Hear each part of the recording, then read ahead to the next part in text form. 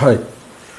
So Dil Raju తెలంగాణని అవమానించాడా అంటే యాక్చువల్గా అది అవమానించిందనాలనా అవమానించలేదనాలనా లేకపోతే ఏమంటారు కదా, మనం 10 మందిలో మాట్లాడేటప్పుడు అత్యుత్సాహంతో మాట్లాడిన మాటలు కొన్నిసార్లు ఏమైతాయి అంటే కాంట్రవర్సల్ దాటి తీస్తాయి. అదే విషయం దిల్ రాజు విషయంలో జరిగింది.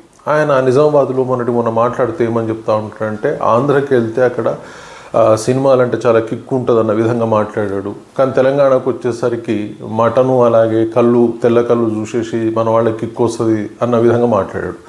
సో దాంతో ఏమైపోయిందంటే అంటే తెలంగాణ వాళ్ళకి సినిమాల గురించి కానీ కల్చర్ గురించి కానీ ఏమీ తెలియదు, ఇక్కడ మటను కళ్ళుకే ఇంపార్టెంట్ ఇస్తారు, అంటే మందు తాగుతారు ఇదే అన్నట్టుగా కించపరచుండి అన్న విధంగా సమాజంలో వచ్చి చాలా తీవ్రమైన విమర్శలు ఆయన మీద వచ్చినాయి. మరి నిజంగా చెప్పాలంటే ఆయన కావాలని ఉంటాడా అంటే సమాజంలో ఏమైపోయిందంటే ఒక ఏమంటుంది దాన్ని, డబ్బులు ఎక్కువైపోయి అహంకారం పెరిగేసరికల్లా సంస్కృతి సంప్రదాయాల గురించి లేదా కొన్ని మనం గొప్పగా చెప్పుకుంటున్నాం అది తెలియదు, కించపరుచుకుంటున్నాం అది తెలియదు అన్న విధంగా మాట్లాడేసే సరికల్లా అది ఏమైందంటే కించపరుచున్నట్టుగా భావం వచ్చి దాని మీద విమర్శలు చాలా వచ్చాయి.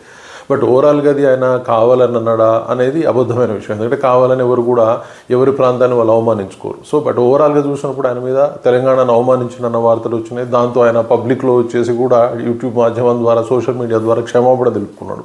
సో కాకపోతే ఏంటంటే అందరూ కూడా పబ్లిక్లో మాట్లాడుతున్నప్పుడు కొన్ని హద్దులు మీరకుండా మాట్లాడితే సమాజానికి మంచిది, వాళ్ళకు కూడా మంచిది, ఇబ్బందులు పడకుండా ఉంటారు. ఇది అందరూ అర్థం చేసుకోవాల్సిన అవసరం ఉంది. Thank you very much.